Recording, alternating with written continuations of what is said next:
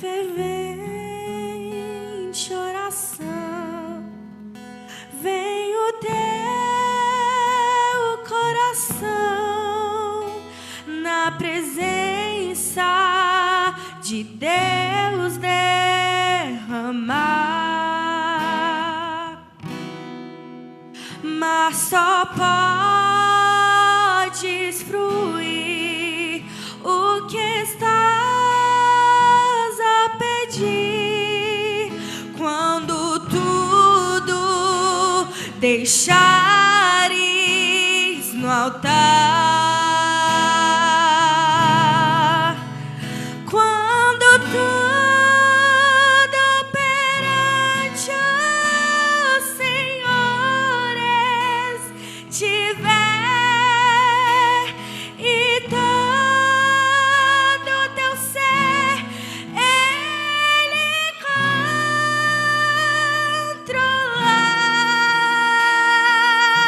controlar, só então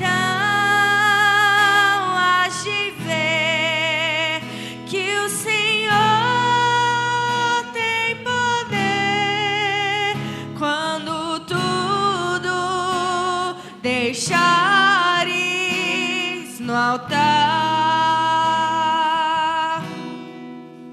Maravilhas de amor te fará o Senhor, atendendo a oração que aceitar. Seu imenso poder te virá socorrer quando tudo deixares no altar,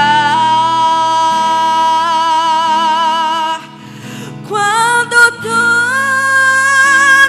perante os senhores estiver e todo teu ser Ele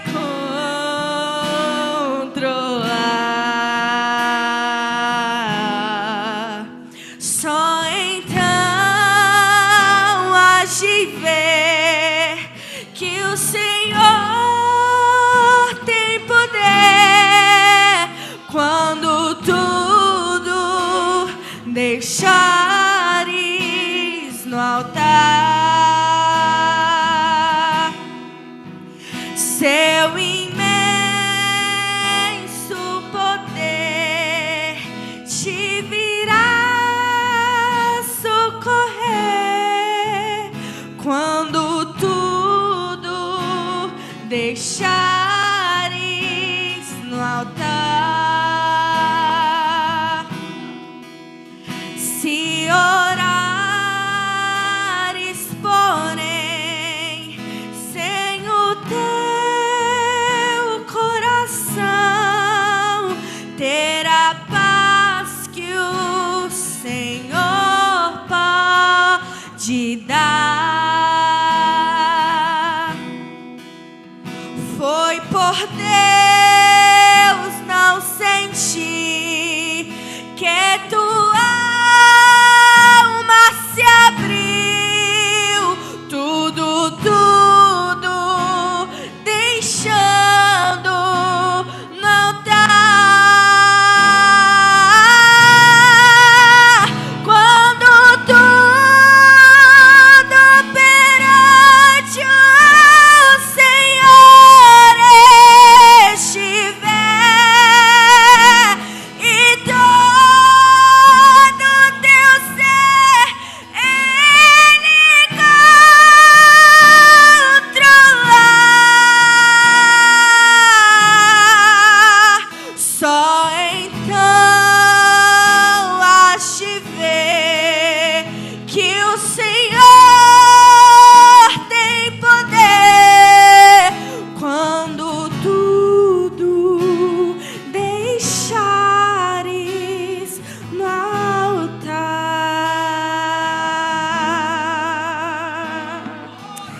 essa oportunidade. Está aqui apresentando o nosso amigo, já que a cada dia, cada momentos que a gente nos encontra, fortalece a nossa amizade. Em nome de Deus, que o Senhor Deus tem levantado nessa terra, pregou ontem à noite, no culto de festividade, depois na vigília, né? E ele falou: pastor, eu sempre gosto de estar com vocês, então eu vou me esforçar, que eu vou pregar à noite, vou pregar na vigília, vou me esforçar para estar com vocês nessa consagração. Eu fiquei com o coração meio ainda titubeado, falei: eu vou conversar com a gerência, né? O homem vai pregar à noite, no sábado à noite vai pregar. E fiquei pensando, eu falei: não, mas ele, com desejo, ele recebeu o convite. Então é com muita alegria que nós recebemos nosso pastor Tiago Rocha, amém? Glória a Deus. Com as palmas, louva ao Senhor pela vida dos irmãos, desse irmão, meus. Glória a Deus. Então ficamos felizes pela oportunidade de ele estar aqui. E já passa para quem de direito, né? Vem cá, pastor Tiago, com as suas primeiras palavras, e já inicia aquilo que o Senhor Deus colocar no seu coração. Amém? Glória a Deus.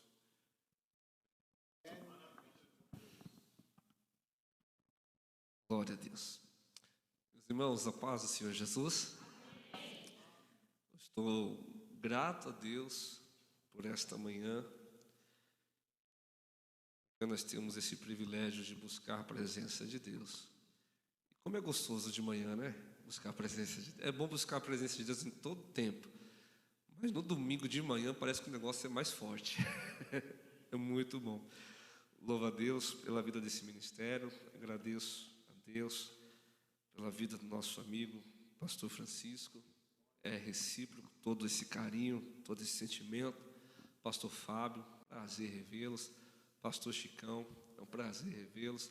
Os meus alguns eu já conheço, alguns ainda estou conhecendo, mas é um prazer estar convosco nesta manhã. Amados, se você puder abrir a sua Bíblia comigo, o livro do Apocalipse, seu capítulo 1.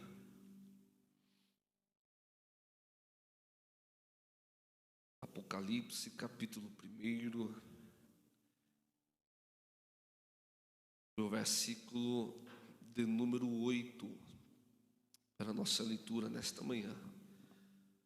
Eu estava lembrando aqui, irmãos, a primeira vez que eu estive aqui, que foi na festividade dos jovens, eu saí do culto e fui para a vigília. Hoje eu saí da vigília e vim para o culto.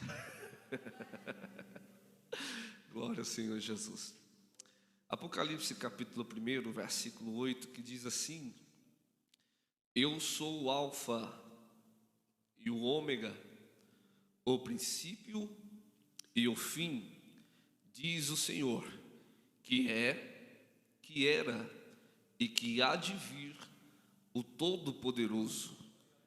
E eu, João, que também sou vosso irmão e companheiro na aflição e no reino, na paciência de Jesus Cristo, estava em uma ilha chamada Pátimos, por causa da palavra de Deus e pelo testemunho de Jesus Cristo.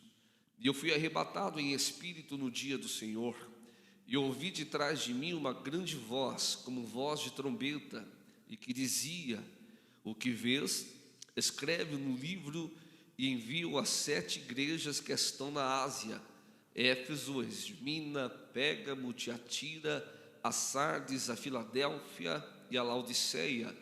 E virei para ver quem falava comigo, e virando-me vi 7 castiçais de ouro, e no meio dos 7 castiçais, um semelhante ao filho do homem, vestido até os pés de uma veste comprida e cingido pelo peito com um cinto de ouro. E a sua cabeça e cabelos eram brancos como a lã branca, como a neve, e os seus olhos como chama de fogo, e os seus pés semelhante a latão reluzente, como se tivesse sido refinado numa fornalha, e a sua voz como voz de muitas águas. E ele tinha na sua destra 7 estrelas, e da sua boca saía uma aguda espada de 2 fios, e o seu rosto era como o sol, quando na sua força resplandece. E eu, quando ouvi, caí a seus pés como morto, e ele pôs sobre mim a sua destra, dizendo-me: não temas, eu sou o primeiro e o último, e o que vive. Fui morto, mas aqui estou vivo para todo sempre. Amém. E tenho as chaves da morte e do inferno. Escreve as coisas que tem visto, e as que são, e as que depois destas hão de acontecer. Amém? Glória a Deus. Amados, pensando e analisando esse texto, eu estava meditando numa mensagem para nós pregarmos nesta manhã. Deus me entregou essa mensagem ontem à tarde. Nós começamos a estudar. Falei: Jesus, nós vamos pregar ela. O Senhor nos dê graça para falar.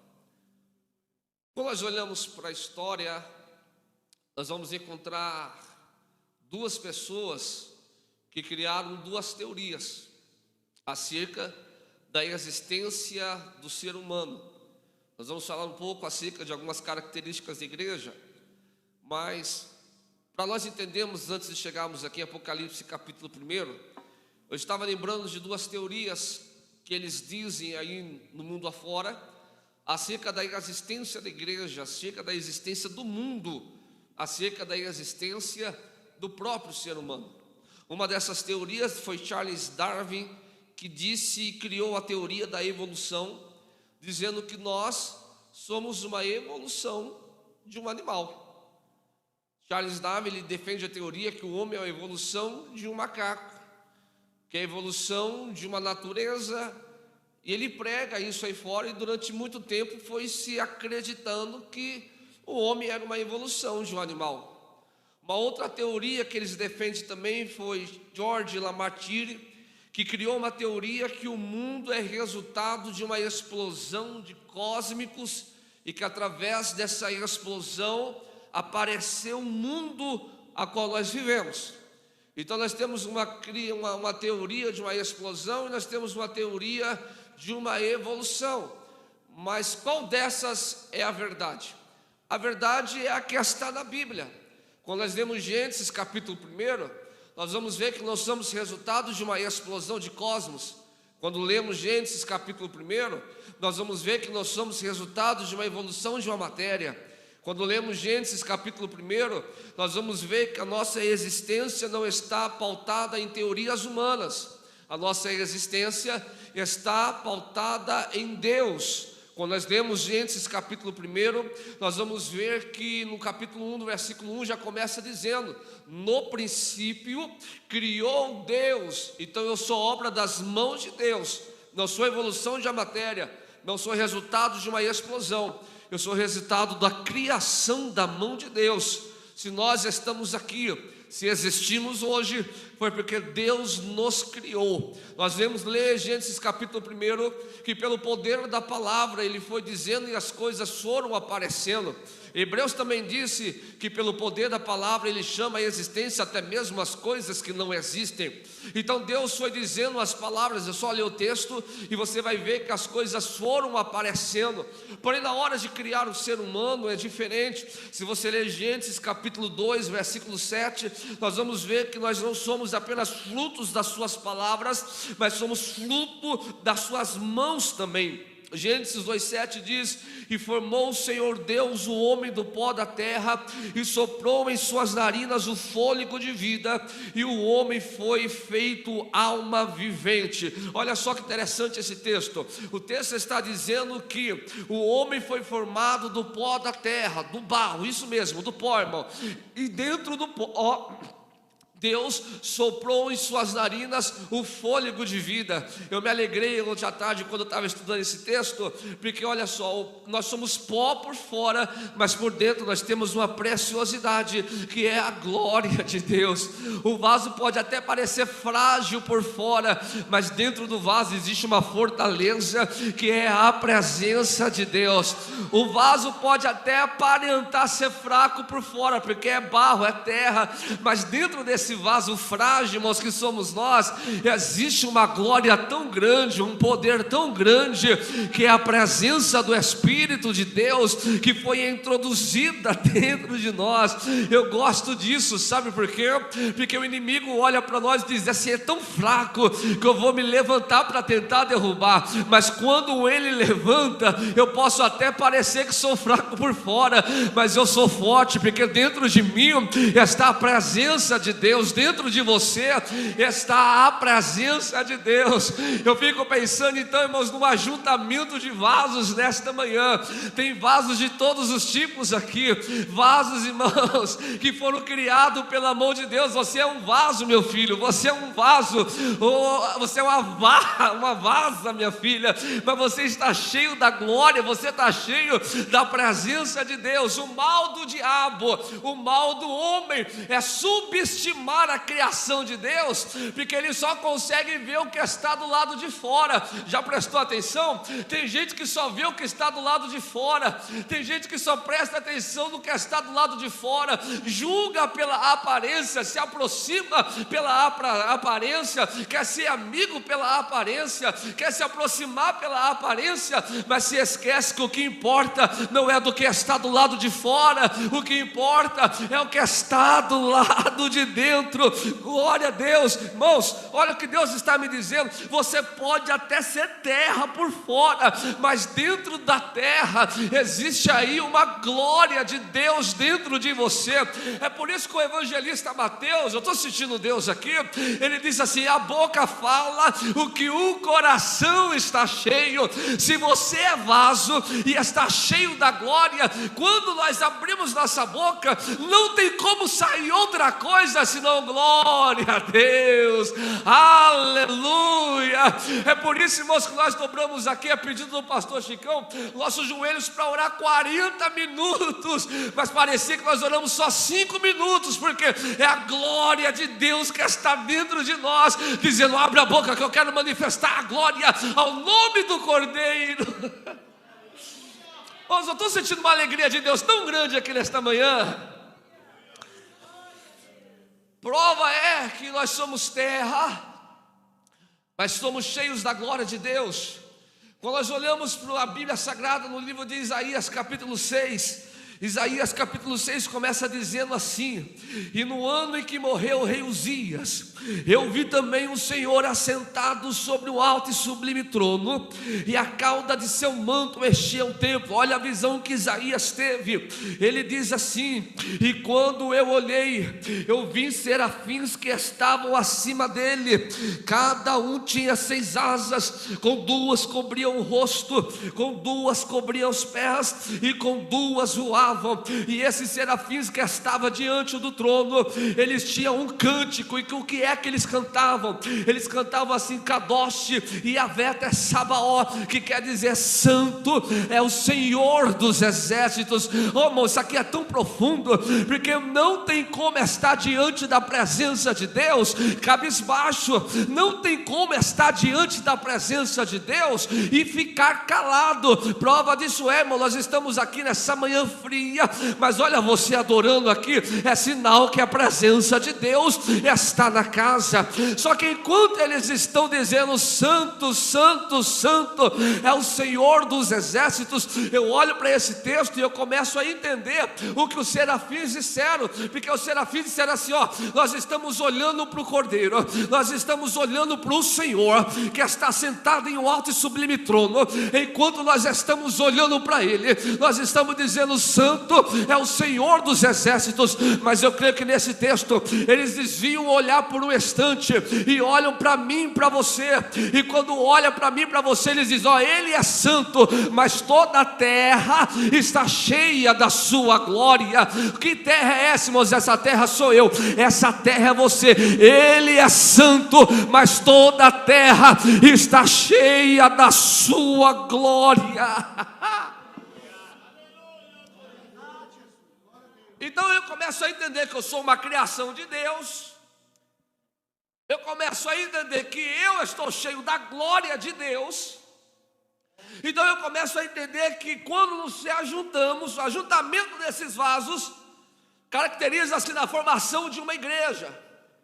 Hoje nós somos um ajuntamento de pessoas. Nós temos todo tipo de vasos aqui dentro. E com isso nós formamos uma igreja.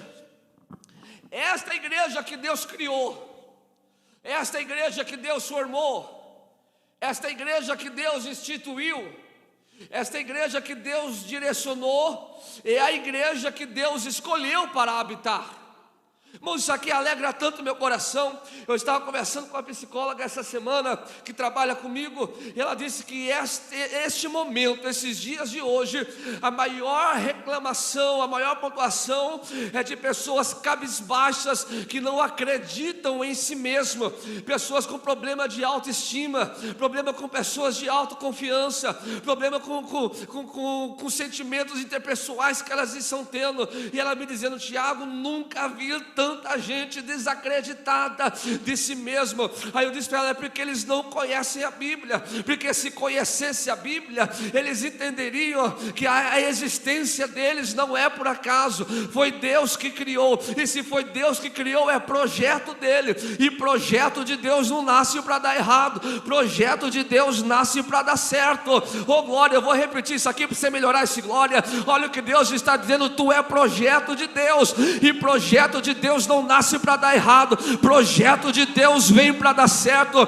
Olha aqui para mim, você acha que Deus ia investir em você, tem você pegar no barro, formar um pote, encher da glória para você dar errado, meu filho? Se tu é projeto de Deus, Deus te escolheu para você dar certo. Tua casa vai dar certo, tua família vai dar certo, teu ministério vai dar certo, teus filhos vai dar certo. Por quê? Porque tu é projeto de Deus, e se tu é projeto de Deus que nasceu para dar certo, não tem lugar para tristeza, não tem lugar para desânimo, não tem lugar para depressão, não tem lugar para opressão. Tu é projeto de Deus, filha. Deus ama esse projeto, e Deus ama tanto que a primeira carta de Pedro, capítulo 2, versículo 9, ele diz: olha, esse projeto meu é tão lindo que vocês são geração eleita, sacerdócio real, nação santa, povo exclusivo de Deus, para anunciar as grandezas daquele que os chamou das trevas para a sua maravilhosa luz. Deixa eu te dizer uma coisa, eu gostei do que o pastor Francisco diz: eu me alegro com quem está aqui, sabe por quê?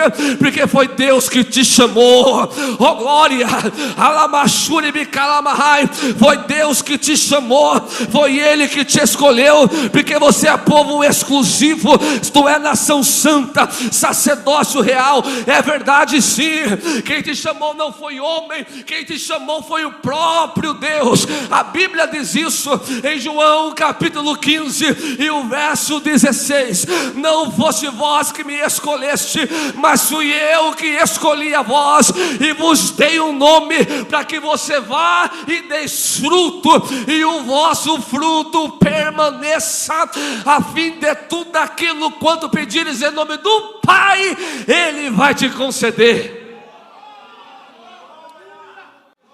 Deixa eu melhorar isso aqui para você. João 15:16.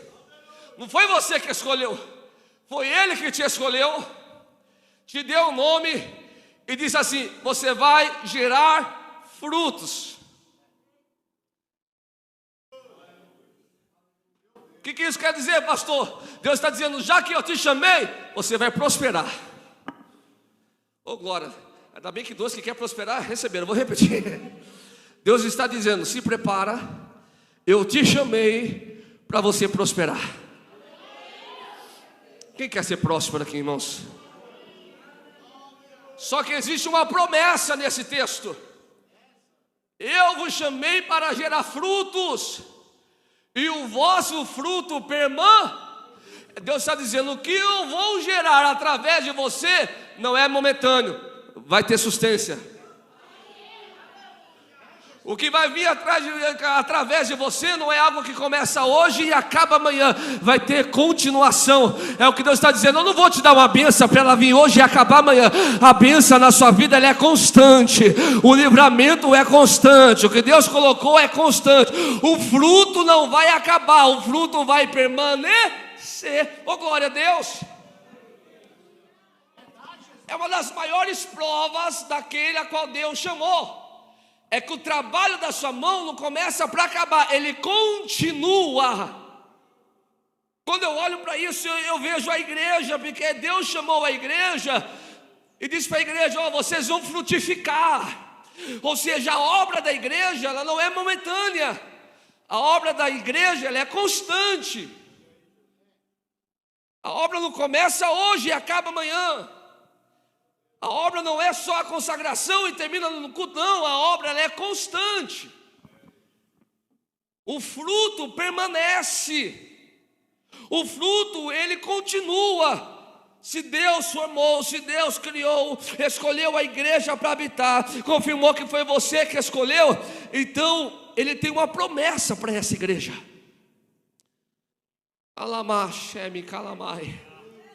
E qual é a promessa que Deus tem para essa igreja?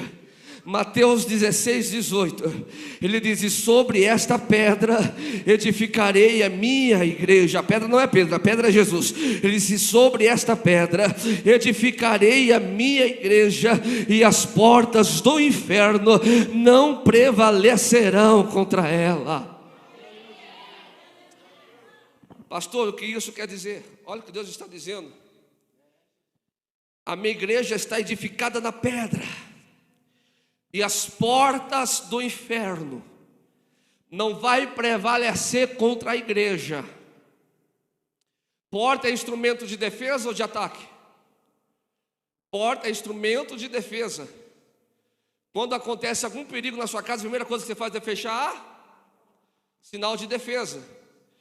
Então, se as portas aqui que não vai prevalecer, não é as portas do céu, não é as portas da igreja. As portas aqui que não vai prevalecer é as portas do inferno. Então o inferno vai tentar se defender do quê? Da igreja. Quem é que vai atacar? É a igreja. Agora nós vamos entrar, irmãos, presta atenção. Deus deu uma promessa para essa igreja: as portas do inferno não vai prevalecer, porque durante muito tempo, se você ler a Bíblia, se você estudar a história, você vai entender. Durante muito tempo, a igreja foi atacada por Satanás. Durante muito tempo ele se levantou contra a igreja. Nós somos a igreja. Eu não falo de um tempo, eu falo da igreja que o apóstolo, que o diácono Estevão morreu defendendo em Atos capítulo 6 e Atos capítulo 7, dizendo que Deus habita dentro de nós. Nós somos casa e morada de Deus. Nós temos um templo de oração, mas a igreja somos nós. É a mesma tese que Paulo defende em Coríntios, dizendo: olha, não sabeis vós que sois templo do Espírito Santo. Então, quando nós falamos referente à igreja, eu não falo referente a um espaço físico, eu falo de mim, de você. Então Deus está dizendo para nós: as portas do inferno não vai prevalecer. Não é a igreja que tem que fugir do diabo, é o diabo que tem que respeitar a igreja. Não é a igreja que tem que ter medo do diabo, é ele que tem que ter medo da igreja. Porque a igreja vai contra-atacar as hostes espirituais do inferno e vai prevalecer, e Deus vai dar vitória para a igreja. Durante muito tempo a igreja foi atacada por Satanás. Se pegarmos alguns momentos da história, você pode perceber: no ano 54 depois de Cristo, no Império de Roma, assume um jovem endemoniado chamado Nero. Ele assume em 64. Em 54, no ano 58, ele vai dar uma investida contra a igreja. Qual é a investida que ele vai dar contra a igreja? No ano 58 depois de Cristo, ele vai baixar um decreto. Nesse decreto ele vai dizer: aqui em Roma somente poderá ser adorado Nero, que se titularizou Deus, e também Artemis, que era considerada a deusa da guerra, que depois foi chamada de Diana na mitologia grega. Ele diz: a partir de hoje, todos os cidadãos de Roma ou adoram a Nero ou adoram a Artemis. Mas tem um porém: esta igreja que está em Roma, que começou em Atos capítulo 2, é uma igreja que foi pautada e nascida e criada através da pregação que Pedro fez em Atos capítulo 3. E a pregação, depois você lê, Pedro, ele está dizendo: olha, a adoração é somente a um, é somente a Deus. Nós adoramos somente a Deus, nós não adoramos homens. Nós se prostramos diante de Deus, nós não se prostramos a homem. Quando Nero baixa esse decreto em 58 depois de Cristo, ele vai dizer assim: a igreja a partir de hoje tem que ficar calada, não pode adorar a Deus. E quem adorará esse Deus receberá punição. E qual que era a punição? A morte. A igreja se encontra agora tão acuada que ela diz assim: o que a gente vai fazer? Nero baixou um decreto. No decreto está escrito censura. Fecharam os templos, fecharam as sinagogas, fecharam as igrejas, os cultos nas casas não podiam ter. Ele achando que com isso iria calar a igreja. Mas a igreja não se cala. Quando se levantaram e baixaram um decreto tentando silenciar a igreja. Se você ler o livro de Eusébio de Cesareia, a história da igreja primitiva, ele diz isso lá. Que a igreja começa assim: ó, a gente pode não ter templo, a gente pode não ter sinagoga, a gente não pode ter espaço físico para adorar, mas nós ainda temos boca para dar glória. Aí a história diz que eles iam dando glória, aleluia. E eles se juntavam nas praças, se juntavam nas esquinas. Enquanto um dava glória, o outro dava aleluia, e o outro ficava vigiando para ver se não vinha algum soldado para matar eles. Alguns deles foram presos, alguns deles foram mortos. E quando essa igreja está sendo perseguida aqui, no ano 58 depois de Cristo, no Império de Roma, o apóstolo Paulo está na cidade de Corinto, hospedado na casa de Gaio. Ele fica sabendo dessa perseguição em Roma, então ele vai ditar uma carta. Ele não escreve, ele dita. Quem escreve a carta é Técio. Técio vai entregar essa carta a Átila e Febe. Átila e Febe vão levar essa carta a Roma, dando uma instrução para esta igreja que está sendo perseguida. Esta carta, a Bíblia chama ela de carta aos Romanos. Se você ler a carta aos Romanos, é a carta que Paulo escreve nesse momento de perseguição e de censura da igreja. E o que a carta aos Romanos diz? Irmãos, essa carta é linda, você tem que ler ela. Ela tem uma didática no capítulo 3 acerca da justificação através da fé e da graça recebida através do sangue de Cristo, que é a coisa mais linda. Mas no capítulo 1 você encontra pelo menos 2 conselhos de Paulo para esta igreja que está sendo perseguida. O primeiro conselho é Romanos capítulo 1, versículo 16. Ele diz: vocês estão sendo perseguidos, mas não se envergonhem desse evangelho, pois esse evangelho é poder de Deus para a salvação. Deixa eu dizer uma coisa aqui, igreja: poder de Deus não se explica, poder de Deus se sente. E o poder de Deus é que sustenta a igreja. Sabe por que nós estamos aqui nessa manhã? Isso aqui é poder de Deus. Tem gente que não entende o que você está fazendo aqui desde as 7 horas da manhã até as 11 horas. Fala assim: alô, não tem mais o que fazer. Mas não dá para explicar, irmão, não dá para perder tempo com isso, porque o nosso tempo é através do poder de Deus, é sentir o poder de Deus, é manifestar o poder de Deus. O evangelho de Cristo é poder de Deus. Quem não é espiritual não consegue discernir, só discerne quem é espírito. É o poder de Deus que se estrutura a igreja. É o poder de Deus que te mantém de pé.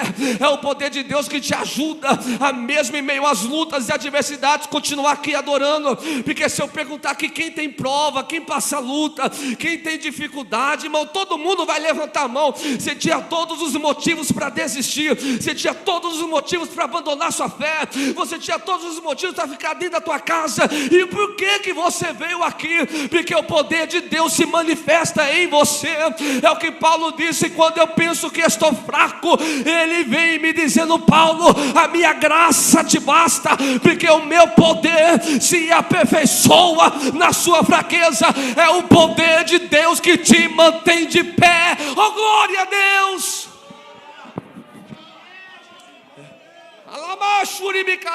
Esse poder é tão grande que ele diz no versículo, irmão, Romanos capítulo 1, versículo 17, é tão tremendo esse texto, que no século XV, Martinho Lutero se converte quando ele lê Romanos 1,17, a história diz que o Agostinho de Hipona, ele estava na casa de um amigo e ele escutou alguém sussurrando: pega a Bíblia e lê. Quando ele pegou a Bíblia, ele abriu Romanos capítulo 1, versículo 17, e ele se converteu. Século XVIII, John Wesley recebeu um avivamento, quando ele estava num simpósio de Martinho Lutero, e estavam pregando a carta aos Romanos 1,17 é tão tremendo. E o que é que diz Romanos 1,17? 17, a parte B do versículo diz assim: mas o justo viverá pela fé. Sabe o que Deus diz? Pode se levantar contra a igreja, pode perseguir a igreja, pode fechar as portas, pode fazer censura, pode fazer projetos de lei para acabar com a igreja, pode fazer projetos de lei para tirar a Bíblia da escola, pode fazer projetos de Deus para tentar atualizar. Eles podem fazer o que quiser, mas o justo, que é a igreja, esta não depende de homem para viver. A igreja viverá pela fé em Jesus Cristo. Mais uma vez a história se repete.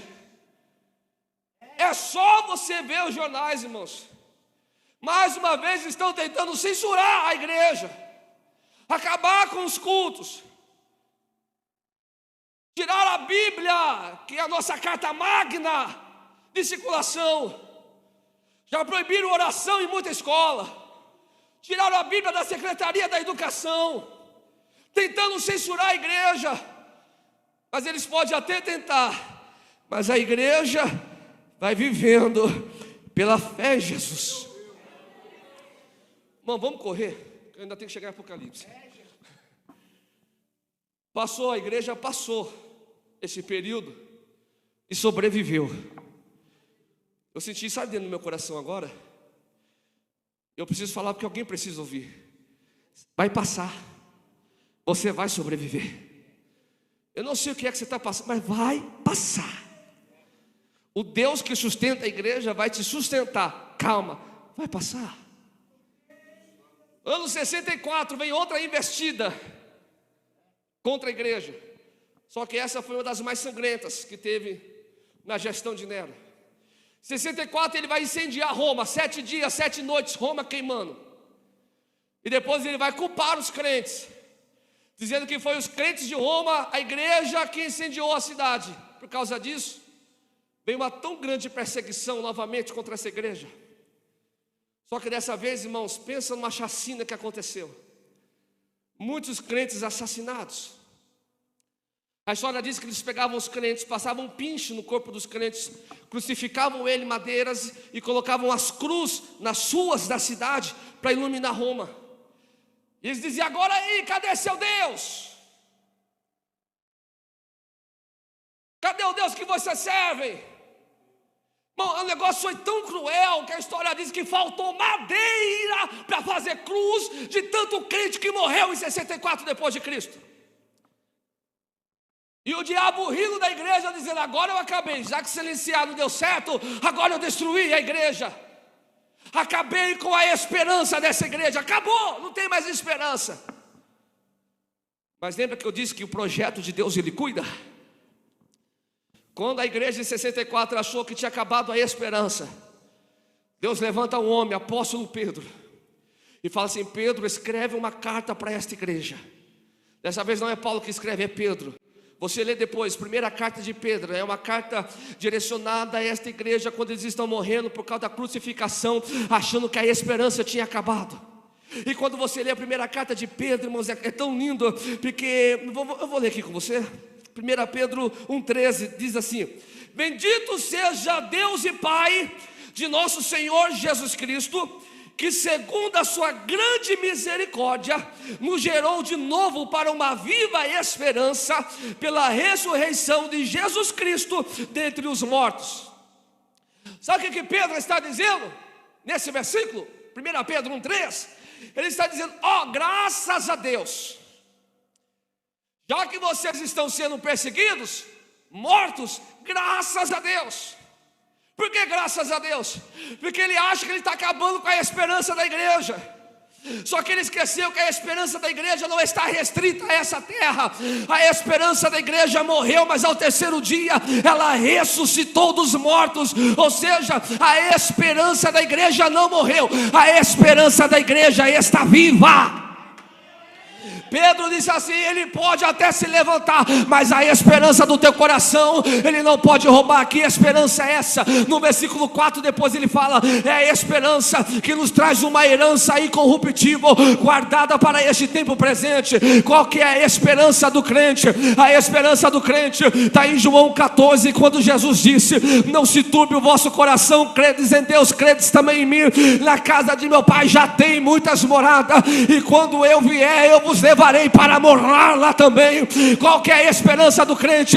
A esperança do crente está em Salmos 24, quando Jesus entrou e eles tiveram que cantar lá: abram-se, ó portais eternas, abram-se, ó portais celestiais, porque o Rei da Glória está entrando e os portões estão abertos. Qual que é a esperança do crente? A esperança do crente está em Apocalipse capítulo 21. Há um lugar que nós vamos morar, que a Bíblia diz que lá não haverá choro, não haverá ranger de dente, não haverá pranto, não haverá tristeza. É a esperança que Jesus pregou no Sermão da Montanha, em Mateus capítulo 5 versículo 4, dizendo: bem-aventurados que choram, porque lá serão consolados. Qual que é a esperança do crente? É a mesma esperança que Estevão, enquanto está morrendo, ele viu os céus abertos, ele viu Deus assentado no trono e Jesus à sua direita em pé, dizendo: olha aqui a esperança, ela não morreu, ela está viva. Veja, a esperança de morar na eternidade ele não pode tirar da igreja, porque essa esperança está viva. E quem é essa esperança? Isaías falou dela. Isaías deu alguns nomes para essa esperança. Isaías capítulo 9 versículo 6, Isaías falou assim: essa esperança ela é maravilhosa. É o que, Isaías? Qual é o nome? Maravilhoso, Conselheiro, Deus forte, Pai da eternidade e Príncipe da paz. Que esperança é essa? Paulo escreveu aos Filipenses capítulo 2 dizendo: essa esperança tem um nome, e sobre esse nome todo joelho se dobrará e toda língua terá que confessar que Jesus Cristo é o Senhor da igreja. Esta igreja tem um dono, e quem é o dono da igreja? É Jesus. E essa esperança está viva. Essa esperança ninguém pode roubar da igreja. Essa esperança ninguém pode tirar de você. Isso é tão lindo, porque Jesus falou assim: no mundo tereis aflição, mas então prova todo mundo vai ter, mas a esperança tem que arder no seu coração. Essa esperança não pode ser arrancada da igreja. E deixa eu te dizer, infelizmente, a gente anda um pouquinho aí fora, a gente vê isso. Tem igrejas que já perderam essa esperança. Eu nasci em berço evangélico, sou filho de pastor presidente que já descansa no Senhor. E eu cresci ouvindo sobre isso, e minha vida inteira é tendo essa esperança. Mas tem igreja que está dizendo, inclusive essa semana eu tive uma, que eles não acreditam mais no arrebatamento, pastor. Ele diz que a volta de Jesus é apenas individual, sendo que a Bíblia diz também que ela é no coletivo. 1 Coríntios capítulo 15, a partir do versículo 52. Tessalonicenses capítulo 4 também fala que é uma chamada no coletivo. O arrebatamento da igreja é o rapto, é Jesus tirando a igreja da terra.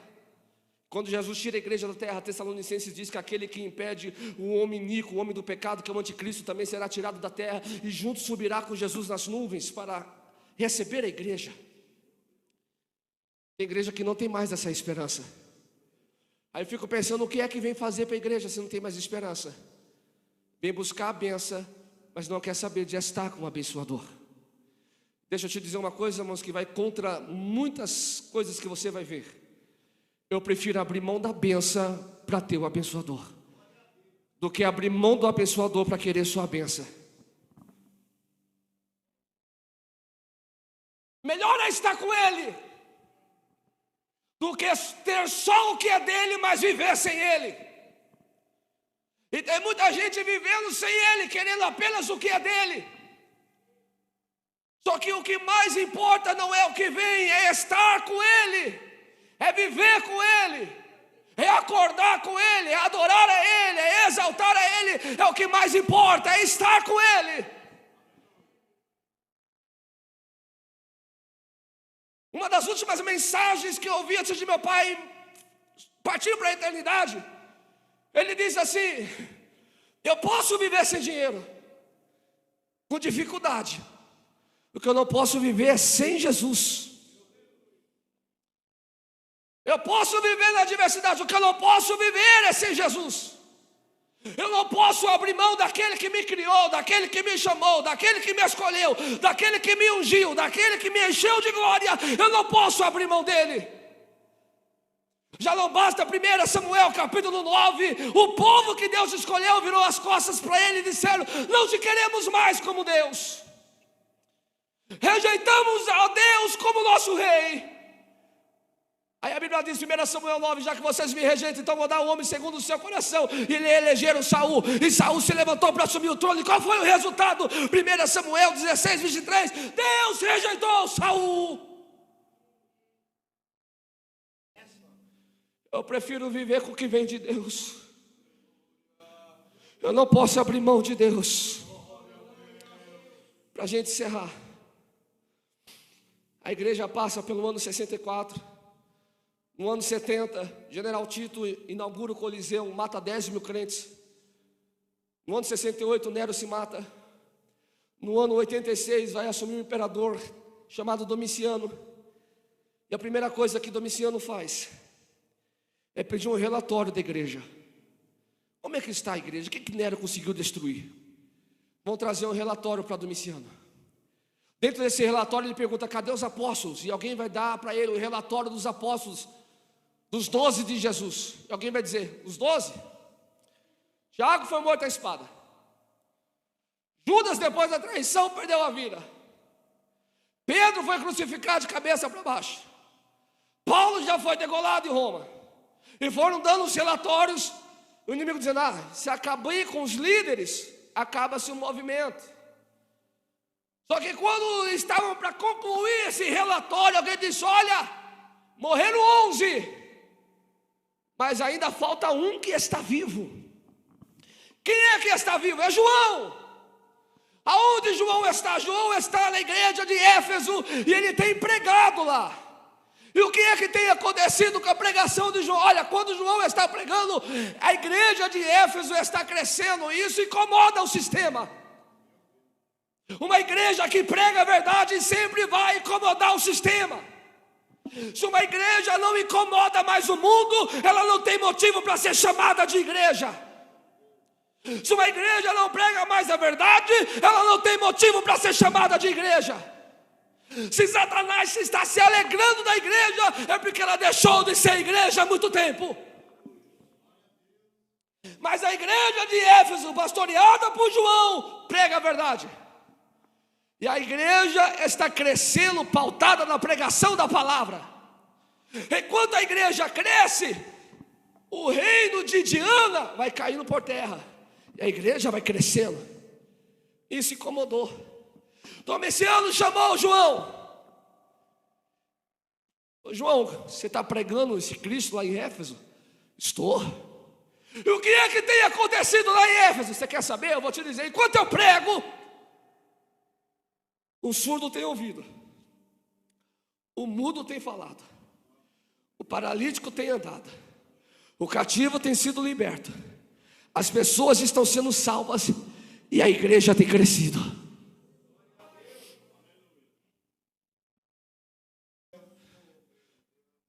Deixa eu te dizer algo que Deus direciona meu coração. Pastores, obreiros, para um crescimento da igreja, eu não preciso inventar nada, é só pregar isso aqui. Deus não precisa de novidade, porque Ele mesmo disse: eu era, eu sou e eu ainda vou ser o que? A palavra que sustenta a igreja. Se essa palavra não salvar, nada mais salva. Se essa palavra não curar, nada mais cura. Então não precisa inventar nada, é só pregar a palavra de Deus. que enquanto a palavra é pregada, Deus sustenta a igreja. E é melhor ter uma igreja pautada e cheia de pessoas que estão cheias de Bíblia, do que ter uma igreja cheia de pessoas vazias que não conhecem a palavra de Deus. E o que mais tem é igrejas cheias de pessoas vazias, porque não ouvem a palavra. E a Bíblia diz: a fé vem pelo ouvir, e ouvir a palavra de Deus. Preciso encerrar, irmãos. Tenho 5 minutos, pastor Chico. Trouxeram João. João não nega Cristo. Não, a Bíblia não diz, mas a história diz que jogam João num tacho de óleo quente, para matar João, para a pele e os ossos se descolar da carne e ele morrer. Diz a história que Deus deu livramento para João. Já que não conseguiram matar João no tacho de óleo, mandam João para a ilha de Patmos, uma ilha que fica a 80 quilômetros do sudoeste do Mar Egeu, a 80 quilômetros da cidade de Éfeso, onde João pastoreava. Quando João chegou em Éfeso, é o texto que nós demos, eu vou encerrar com a leitura desse texto. Quando João chegou em Éfeso, dizendo: ó Jesus, só sobrou eu dos matriarcas, só sobrou eu dos apóstolos. O que é que vai ser da igreja agora? Se eu morrer em Patmos, quem vai cuidar da igreja? Quem vai pregar a palavra? Quem vai sustentar a igreja? Quem vai ensinar esse povo? Aí quando João está se questionando acerca desses negócios, o próprio Deus vai se revelar para João em Patmos. O texto que nós vemos: ô João, escuta, eu sou o alfa e o ômega, o princípio e o fim, o que era, o que é e o que há de vir, eu sou todo poderoso. Aí João vai dizer no verso 9: eu estava na ilha de Patmos, quando eu fui arrebatado em espírito. Deus falou assim: eu vou te arrebatar em espírito, João, vem cá, vou mostrar para você o que eu não mostrei para ninguém. Vou te revelar o que eu não revelei para ninguém. Eu mostrei só um pouquinho para Paulo, mas não deixei Paulo falar o que ele viu. Mas você, eu vou autorizar você a falar. Então escreve tudo o que eu vou te dizer. Aí a Bíblia diz que João foi arrebatado em espírito, e quando João chegou lá, ele ouviu uma voz de trombeta que dizia com ele. E aquela voz dizia: escreve tudo o que eu vou te dizer. Mas João era curioso, porque a voz falava atrás de João, a voz vinha de trás de João. E a voz diz: escreve, João, eu vou escrever, mas eu quero ver quem é que está falando. Está no texto. Aí quando aquela voz falou com João, João se virou para ver. Ah, irmão, Jesus é lindo. É, com o tempo não dá, mas só para você pegar, porque eu sei que você vai estudar isso aqui em casa. Quando Jesus falou com João e João virou para ver, ele achou que ia ver quem falava com ele, mas o que João viu foi 7 castiçais de ouro. 7 castiçais que representam a igreja, e a voz vinha dos 7 castiçais. Você não entendeu? É Deus dizendo: olha João, você não está lá, mas a minha voz ainda está na igreja. A minha voz ainda fala na igreja. A minha voz ainda habita na igreja. Eu ainda falo na palavra, eu ainda falo no louvor, eu ainda falo no testemunho, eu ainda falo na oração. João, está vendo a igreja? A minha voz ainda está na igreja, João. E a minha voz é como voz de trombeta. João olhou, ele está ouvindo, de repente ele vem, ele diz: e eu vi um semelhante ao Filho do Homem que saía do meio da igreja. O que isso quer dizer? Olha o que Jesus falou para João: João, não só a minha voz está na igreja, como eu estou no meio dela.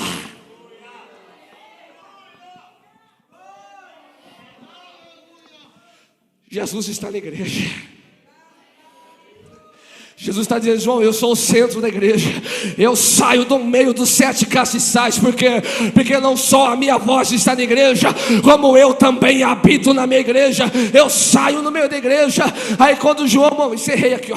Aí quando João olhou para ver quem era aquele que estava saindo no meio da igreja, foi diferente, porque em João 19, lê lá João 19, ele olhou para Jesus crucificado na cruz, com uma coroa de espinho, com a lança transpassada, com 800 e poucos cortes no corpo, mais de 1.000, 2.000 hematomas. Isaías falou que quando viu Jesus na cruz, ele não tinha beleza nem formosura para que nós o desejássemos. Ele foi como cordeiro mudo levado ao matadouro. Mas agora João vai dizer assim: eu vi ele de novo, mas quando eu vi ele não tinha cruz, quando eu vi ele não tinha coroa de espinho, quando eu vi ele não tinha lança transpassada. Quando eu olhei para ele, ele estava vestido de uma veste comprida até os pés, e no seu peito tinha um cinto de ouro, cingido de ouro. Eu olhei para sua cabeça, não tinha marca de sangue. A sua cabeça e o seu cabelo eram brancos como a lã branca, mais alvos do que a neve. Os seus olhos não estavam ensanguentados, os seus olhos eram como chamas de fogo. Nos seus pés, reluzido como latão reluzente que tinha acabado de sair da fornalha. E quando eu olhei para sua boca, eu vi uma aguda espada afiada de 2 gumes, e essa espada saía da boca dele. Que espada é essa? Hebreus 4,17. Porque a palavra de Deus é como a espada de 2 gumes, que penetra até a divisão da alma do espírito, das juntas e medula, para discernir os pensamentos do coração. Sabe o que Deus falou para João? João, a minha voz está na igreja, eu estou no meio da igreja, eu olho para a igreja com olhos de fogo para consumir mesmo, e da minha boca sai uma aguda espada. Que é isso? É a minha palavra que ainda está no meio da igreja. 11 horas, Deus abençoe. Vai adorando a Deus aí.